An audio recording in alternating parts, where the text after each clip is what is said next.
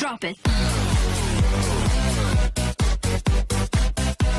Assalamualaikum warahmatullahi wabarakatuh.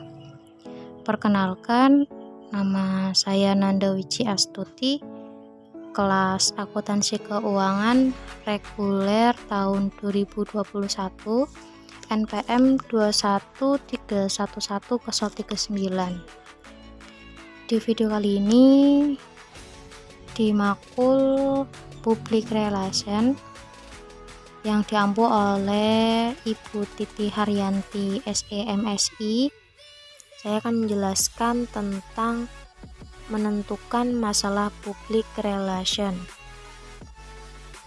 Public relation dalam perusahaan merupakan ujung tombak sehingga perannya menjadi sangat penting dan strategis.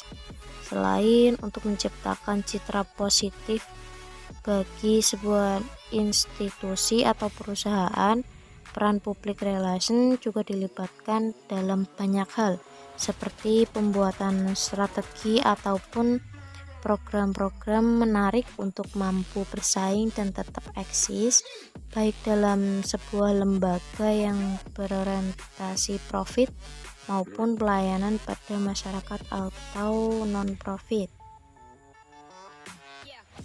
Public relation adalah fungsi manajemen yang khas dan mendukung pembinaan, pemeliharaan jalur bersama antara organisasi dan publiknya, menyangkut aktivitas komunikasi, pengertian, penerimaan, dan kerjasama, melibatkan manajemen dalam menghadapi persoalan atau permasalahan, membantu manajemen untuk mampu menghadapi opini publik, mendukung manajemen dalam mengikuti dan memanfaatkan perubahan secara efektif, bertindak sebagai peringatan dini dalam mengantisipasi kecenderungan, penggunaan penelitian, serta teknik komunikasi yang sehat dan etis sebagai sarana utama. Untuk itu, peran public relation sangat penting dalam sebuah perusahaan. Dengan demikian, tindakan yang harus dilakukan praktis sebelum menyusun program kerjanya adalah memahami situasi atau masalah yang ada. Sebelum merumuskan program kerjanya, ia harus mengetahui titik awalnya. A. Konsep dasar penentuan masalah public relation atau HUMAS. 1. Pengertian masalah. Masalah adalah kesenjangan antara apa yang seharusnya dan apa yang ada dalam kenyataan sekarang. Kesenjangan tersebut dapat mengacu ke ilmu pengetahuan dan teknologi, ekonomi, politik, sosial budaya, pendidikan, dan sebagainya. Masalah yang perlu dijawab melalui penelitian cukup banyak dan bervariasi. Misalnya, masalah dalam bidang pendidikan dapat dikategorikan menjadi beberapa sudut tinjauan, yaitu masalah kualitas, pemerataan, relevansi, dan efisiensi pendidikan.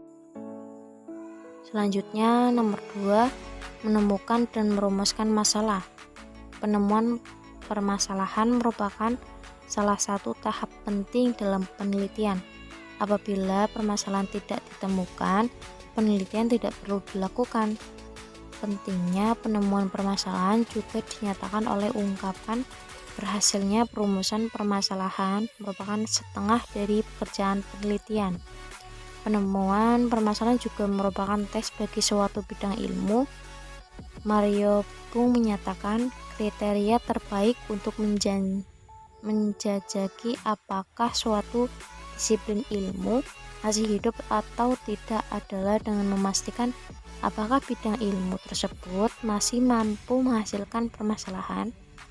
Permasalahan yang ditemukan perlu dirumuskan dalam suatu pernyataan atau problem statement. Dengan demikian, pembahasan isi bab ini akan dibagi menjadi 2 bagian. Yang pertama, A. Menemukan permasalahan. B. Perumusan permasalahan. A. Penemuan permasalahan. Kegiatan untuk menemukan permasalahan didukung oleh survei keperpustakaan, untuk menjajakan perkembangan pengetahuan dalam bidang yang akan diteliti, terutama yang diduga mengandung permasalahan. Cara menemukan permasalahan ini telah diamati oleh Buckley DKK. Ia menjalankan bahwa penemuan permasalahan dapat dilakukan secara formal ataupun informal.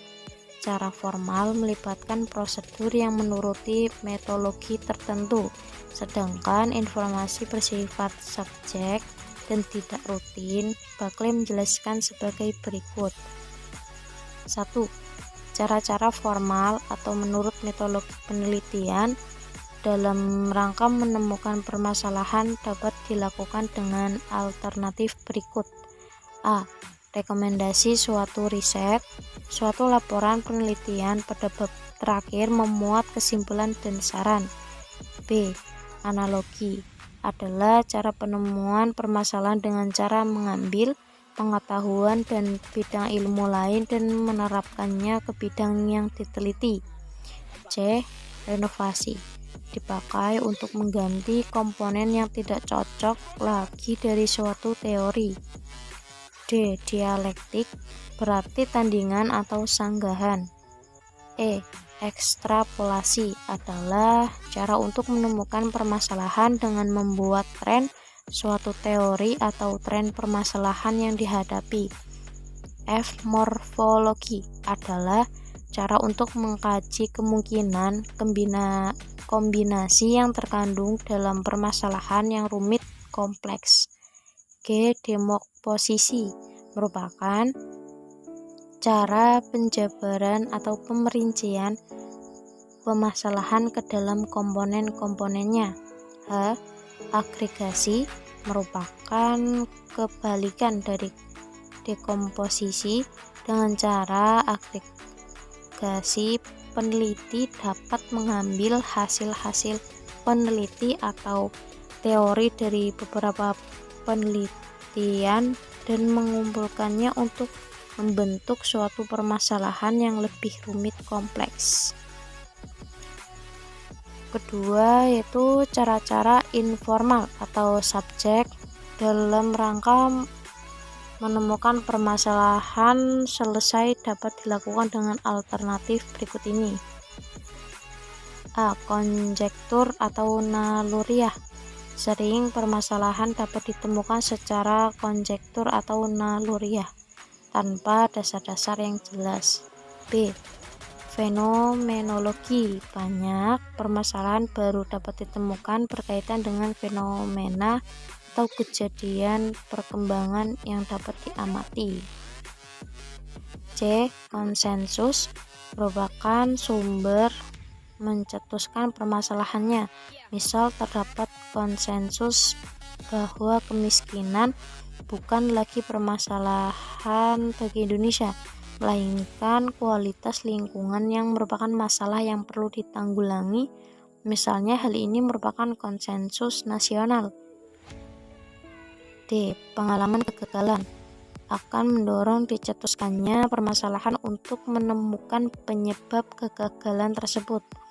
Pengalaman keberhasilan juga akan mendorong studi perumusan sebab-sebab keberhasilan. Umpan balik dari klien misalnya akan mendorong penelitian untuk merumuskan arsitek dengan klien yang lebih baik. Selanjutnya B. Perumusan permasalahan. Perumusan permasalahan merupakan ungkapan yang jelas tentang hal-hal yang akan dilakukan peneliti. Cara terbaik untuk mengungkapkan pernyataan tersebut adalah dengan menyatakan yang sederhana dan langsung, tidak terbelit-belit. Nomor 3. Permasalahan yang dihadapi praktisi public relation humas. Masalah yang dihadapi oleh praktisi public relation sangat banyak dan beragam sehingga tidak mungkin dijelaskan semuanya dalam bab ini. Sekalipun demikian, masalah itu mungkin dapat dikelompokkan menjadi 3 kategori umum yang tiap-tiap kelompok harus didekati dengan cara yang berbeda. Yang pertama, A. Mengatasi persepsi negatif mengenai sebuah organisasi atau produk.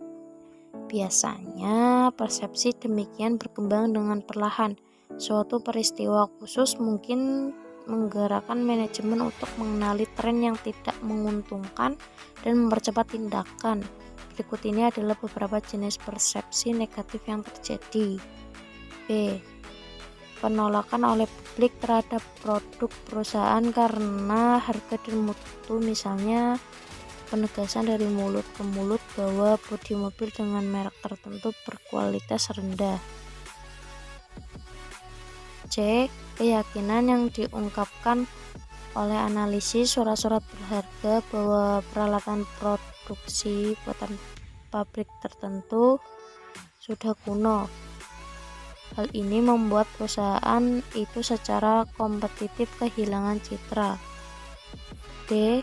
Bukti bahwa karyawan percaya perusahaan mereka kurang peduli terhadap kepentingan mereka. E. Keluhan dari pasien mengenai biaya rumah sakit yang luar biasa tinggi. F. Menurunnya keanggotaan pada asosiasi profesional. Selanjutnya B. Menentukan masalah public relation atau humas. 1. Perumusan masalah public relation humas. Perumusan masalah merupakan pernyataan yang lengkap dan terperinci mengenai ruang lingkup masalah yang diteliti berdasarkan identifikasi dan pembatasan masalah. Menurut Kultip, pernyataan masalah harus menggunakan istilah yang spesifik dan terukur yang harus menjawab sebagian atau seluruh pernyataan berikut. A. Apa yang menjadi sumber masalah? B. Di manakah masalah itu berada? C. Kapan masalah itu mulai timbul? D. Siapa yang terlibat atau terpengaruh? E. Bagaimana mereka terlibat atau terpengaruh? F. Mengapa masalah itu penting bagi organisasi dan kalayaknya? Pernyataan masalah terdiri atas pernyataan-pernyataan yang singkat dan sederhana, yaitu jawaban atas pertanyaan-pertanyaan tersebut di atas. Untuk memahami situasi ini, diperlukan informasi atau data intelijen. Melaksanakan kegiatan intelijen untuk mengumpulkan informasi dan menentukan masalah yang ada bukan hanya menjadi langkah pertama dalam manajemen humas, melainkan juga merupakan bagian yang paling sulit. Sebagaimana prinsip militer, pertempuran tidak mungkin dapat dimenangkan tanpa didukung data intelijen yang akurat. Praktisi humas harus melakukan riset atau penelitian terlebih dahulu untuk mendapatkan gambaran yang menyeluruh atas masalah yang dihadapi. Fase dalam proses ini terdiri atas pengumpulan informasi yang membantu dalam menentukan dan mengantisipasi kemungkinan masalah-masalah humas. Menurut Kultip, ada 4 teknik yang dapat digunakan pada tahap ini, yaitu yang pertama, Environmental Monitoring Program. Dalam penelitian ini, humas menggunakan cara untuk mengamati kecenderungan opini publik dan kegiatan sosial yang mungkin menimbulkan akibat nyata bagi organisasi atau perusahaan. Teknik ini meliputi 2 fase, yaitu yang pertama, early warning. Tipologi monitoring meliputi 4 sektor, yaitu politik, ekonomi, sosial, dan gaya hidup. Yang kedua itu penelusuran isu utama dalam opini publik. Fase ini meliputi studi panel longitudinal atau panjang, karena responden yang sama diwawancarai beberapa kali dengan interval yang khusus, atau dengan membandingkan polling pendapat ketika stempel acak disurvei sebanyak 1 kali. Selanjutnya yang kedua itu audit humas atau public relation audit.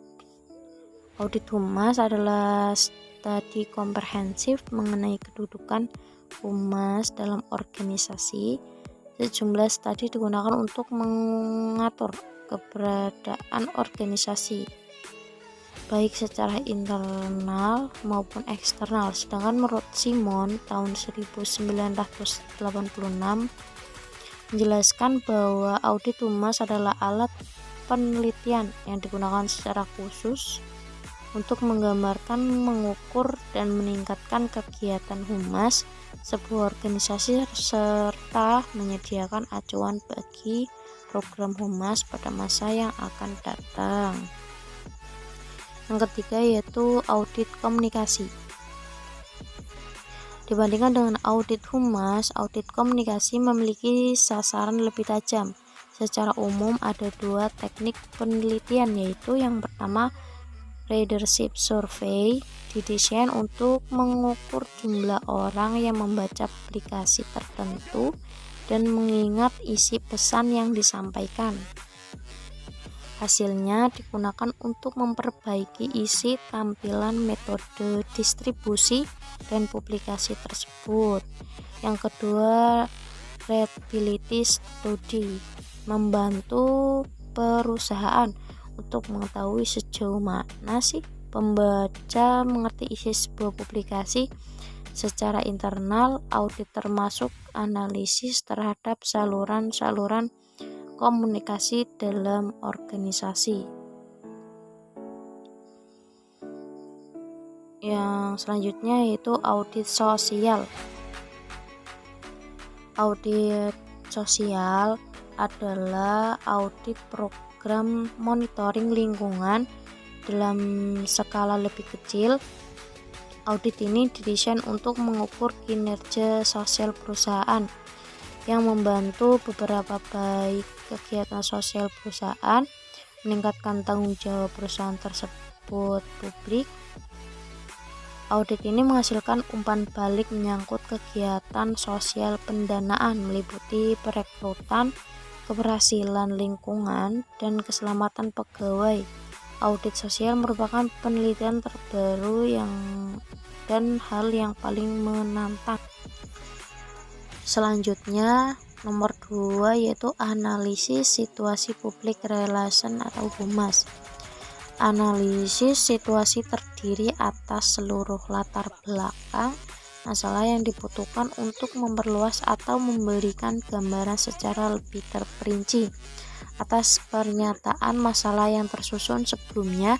Dalam melaksanakan analisis situasi, pihak internal dan eksternal perlu mendapatkan perhatian. Adapun unsur analisis antara lain yaitu analisis faktor internal. Analisis meliputi tinjauan ulang secara menyeluruh terhadap persepsi dan tindakan dari aktor-aktor kunci yang ada di perusahaan. Analisis eksternal mencangkup kajian secara terperinci pihak-pihak yang terlibat atau terpengaruh dengan masalah yang timbul dan bagaimana hal itu terjadi. Sebagian besar kegiatan riset di bidang humas adalah mengumpulkan informasi tentang pihak-pihak yang berkepentingan, apa yang mereka ketahui, bagaimana mereka merasakannya, dan apa yang mereka lakukan berkaitan dengan masalah yang bersangkutan. Mungkin hanya ini teman-teman yang bisa saya jelaskan. Kurang lebihnya mohon maaf. Terima kasih. Jangan lupa ya guys, di share dan like video aku ya. Terima kasih.